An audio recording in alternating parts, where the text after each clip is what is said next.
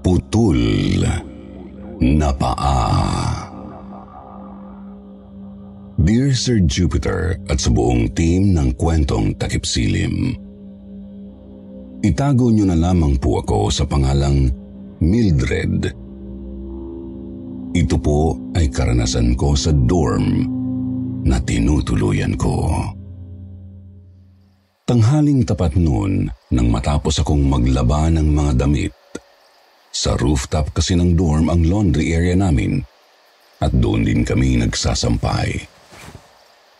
Kasama ko noon si Esang, ang best friend ko at kaklase ko rin, at nagmabanlaw pa siya ng kanyang mga nilalaban. May mga nauna na rin sa amin na nakatapos maglaba at nakapagsampay na, kaya maraming damit at mga kumot ang nakahilera na sa sampayan. Habang nagsasampay, napansin ko na may pares ng paa na nakatayo sa hilera ng mga sinampay. Wala naman akong naramdamang kakaiba kasi iniisip ko na baka mga kasama lang namin na nagsasampay rin, kaya kinakausap ko pa ito pero hindi naman sumasagot. Nang tignan ko ang mga paa niya ay nakita kong wala itong suot na tsinelas. Nakatayo lang ito at paalang ang nakikita ko kasi yung katawan niya natatakpan ng nakasampay na tuwalya. Pinagtakan ko na hindi yun gumagalaw, basta nakatayo lang doon. Doon ako nakaramdam ng kakaiba dahil medyo weird na nga yun. Binulyawan ko siya para patigilin sa pananakot kasi naisip ko na baka nantrip-trip lang. Dito kasi sa dorm namin, kapag may topak at nasa mood manakot ang iba, talagang mananakot, tapos kapag nagtagumpay sila, pagtatawanan pa yung tinakot. Gawain nila dito yun. Katuwaan lang. Nakahinga naman ako ng maluwag nang lumakad ito palayo papunta sa hilera ng mga damit sa bandang dulo. Sinundan ko pa siya ng tingin kung saan ang pupuntahan hanggang sa malagpasan niya ang nakasampay na kumot sa bandang dulo ng sampayan. Talagang hinintay ko siyang makalagpas para makilala ko kung sino yung naglalaba na walang suot na tsinelas. Lakas kasi kakong mantrip, kahit bulyawan na, ayaw pang mamansin. Pero nang malagpasan niya ang nakasampay na kumot, laking gulat ko kasi walang tao na lumampas dun. Nawala rin yung paa. Napatakbo ako papunta kay Esang at hinatak siya paalis ng rooftop. Nagpatangay na lang din siya sa akin na panay pa ang tanong kung bakit, kaya nasigawan ko siya na tumahimik muna.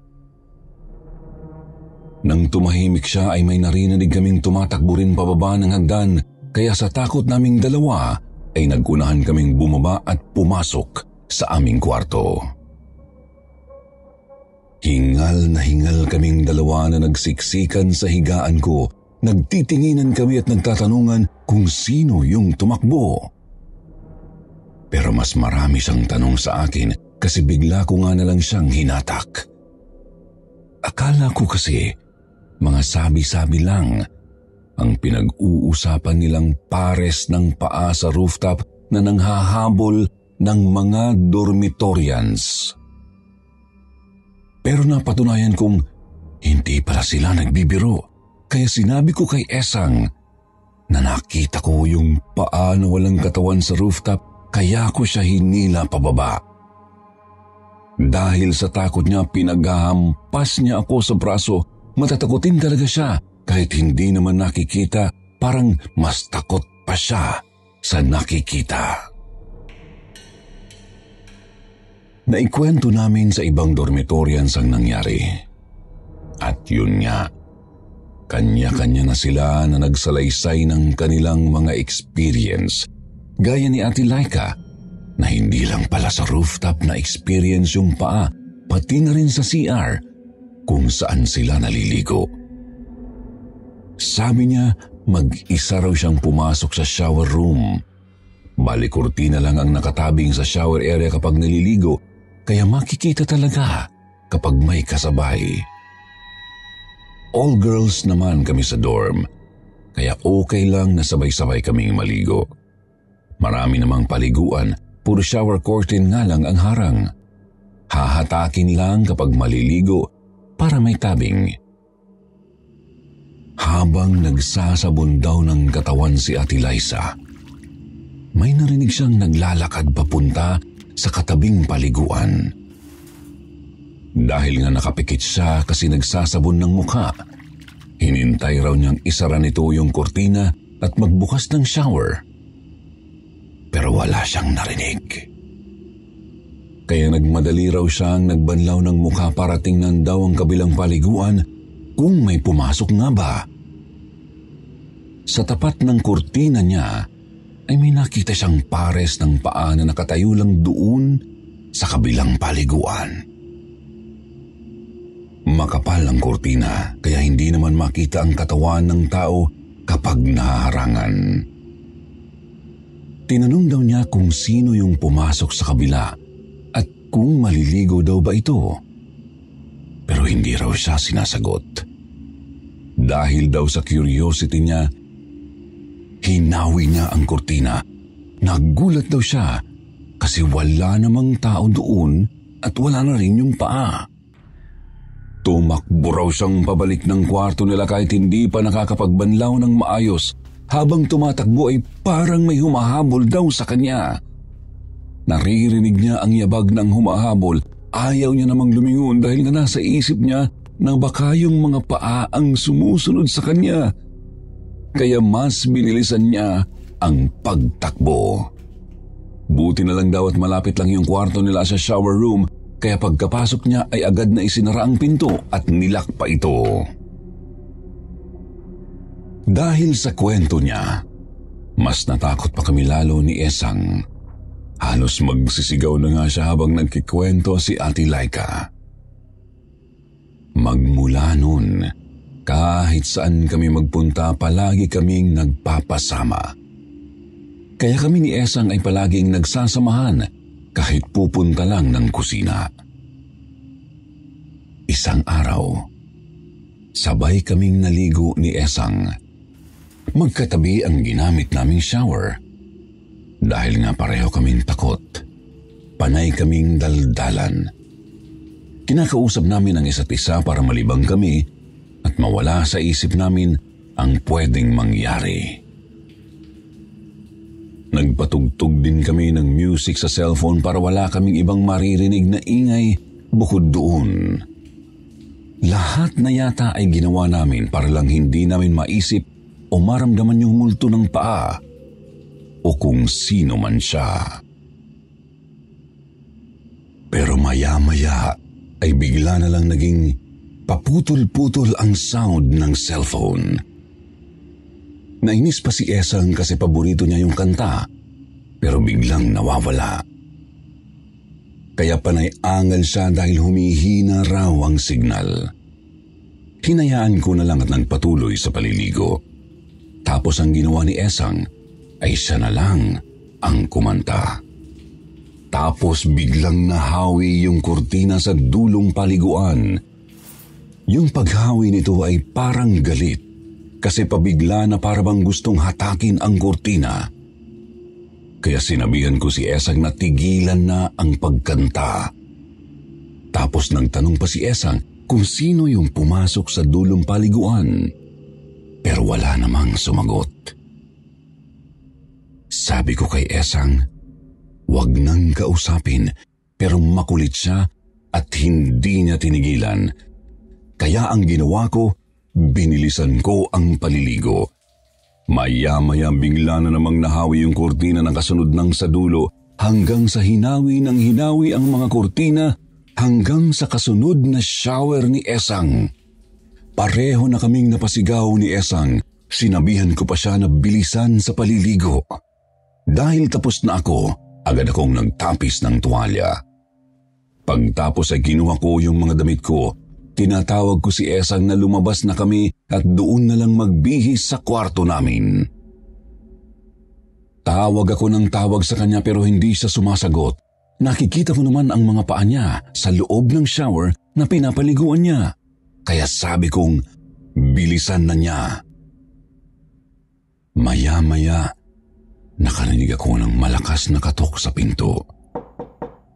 Tinatawag at minamadali akong palabasin. Nagtataka ako kasi si Esang yung tumatawag sa akin sa labas. Sabi pa niya sa akin, bitbitin ko raw ang cellphone niya dahil naiwan niya sa harap ng salamin. Sa sobrang pagtataka ko kung paanong nakalabas si Esang nang hindi ko namamalayan at kung sino yung nasa loob ng shower, bigla ko na lang naisip na hawiin yung kortina. Pagkahawi ko, nakita ko yung putol na paa hanggang kalahati ng hita. Kumarimpas ako ng takbo palabas ng banyo. Nakita ko si Esang na nag-aabang sa akin sa labas. Kinakausap niya ako pero hindi ko siya pinansin basta tumakbo ako pabalik ng kwarto. Sumunod naman siya sa akin at pagkatapos ay hinihingi ang cellphone niya. Hindi na ako makapagsalita dahil sa hingal ko at takot. Iling lang ako ng iling sa kanya. Inis na inis naman siya sa akin kasi nga iniwan ko ang cellphone niya sa loob. Dahil sa galit ko, sinigawan ko siya na balikan niya, total cellphone naman niya yun. Hindi ko na nga siya natanong kung paano siyang nakalabas ng banyo at iniwan pa niya ako sa loob. Akala ko talaga ay siya ang kasama ko. Kaya pala isipan din sa akin kung sino yung kumakanta. Mabuti na lang may gumamit ng banyo at mabait na isinauli ang cellphone. Ipinagtanong niya kung kanino kaya nabawi ni Esang ang cellphone niya. Dahil siguro sa takot at kakaisip ko, nagsimula ko na rin mapanaginipan ang pares ng paa. Lagi ako nitong hinahabol hanggang sa makarating ako sa rooftop. Palapit siya ng palapit sa akin. Nakikita ko lang ang mga paa pero hindi ko maitaas ang tingin mula sa tuhod pataas sa katawan niya na parang may pumipigil. Kapag lumalapit siya sa akin at titingnan ko, ay bigla itong maglalakad papuntang rooftop saka tatalon doon. Lagi akong umiiyak paggising ko. Ramdam ko ang pagod sa tuwing magigising ako na para talaga akong nakipaghabulan sa pares ng paa. Paulit-ulit na yun hanggang sa pati katawan ko ay bumibigay na rin. Nagkakasakit na ako dahil minsan ay ayaw ko nang matulog dahil baka mapanaginipan ko na naman. Lagi akong nilalagnat, kaya inuwi na ako ni Mama sa bahay. Si Esang ay pansamantalang umuwi rin sa amin dahil ayaw niyang maiwanang mag-isa sa dorm. Pero kahit nasa bahay na ako ay napapanaginipan ko pa rin ang pares ng paa. Pati ang setting sa panaginip ko ay sa bahay rin. At kahit tuwing gising ako, nahahapyawan ko siya ng tingin na nakatayo lang sa gilid. Nababahala na rin si Mama sa nangyayari sa akin. Dahil palagi nga akong naghihisterikal kapag nakikita ko yun. Sa umaga ay inaapoy ako ng lagnat at sa gabi naman ay init na init ang pakiramdam ko. Hindi ako makatulog dahil kapag natulog ako, napapanaginipan ko ang pares ng paa. Ipinatingin na rin ako ni Mama sa doktor, pero normal naman lahat ng laboratory tests ko. Binigyan lang ako ng vitamins para lumakas ang katawan ko. Stress daw ako kaya hindi makatulog.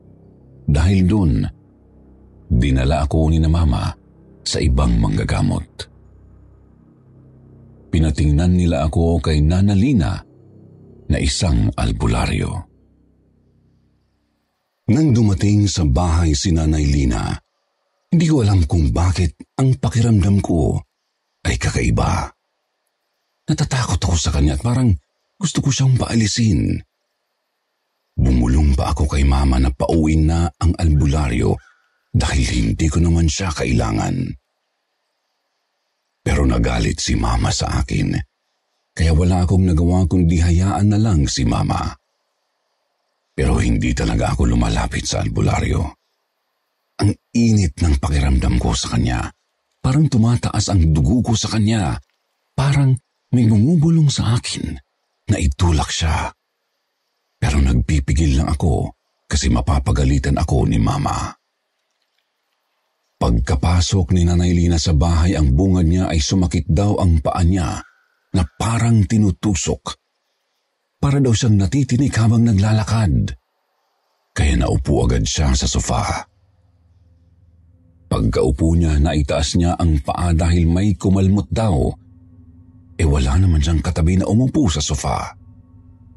Nang ipakita niya sa amin ang binti niya, ay may bakas nga ng kalmot at namumula ang mga ito. Ang sabi niya, may nanalbahi nga raw sa amin. Agad siyang binigyan ni Mama ng cream para lagyan yung mga kamot sa binti niya. Habang nasa sala, panay ang tingin niya sa loob ng bahay namin na parang may hinahanap. May nararamdaman daw kasi siyang nilalang na malikot. Lakad daw ng lakad. Pati ako ay napatingin na rin sa buong bahay para hanapin ang sinasabi niya. Tapos napasigaw ako dahil nakita ko yung paa sa ilalim ng mesa na kinakainan namin. Wala namang taong nakaupo doon. Pero yung paa, naroon sa ilalim ng mesa at parang forma niya ay nakaupo sa upuan. Pero walang katawan na makikita sa ibabaw ng mesa. Kinilabutan talaga ako nang makita ko yun dahil hindi ko maisip kung paano niya akong nasundan sa bahay. Dahil sigaw nga ako ng sigaw kaya hindi na nakatagal nagpasya si Mama. Nasa labas na lang namin patuloyin ang bisita. Lumipat kami sa may garahe.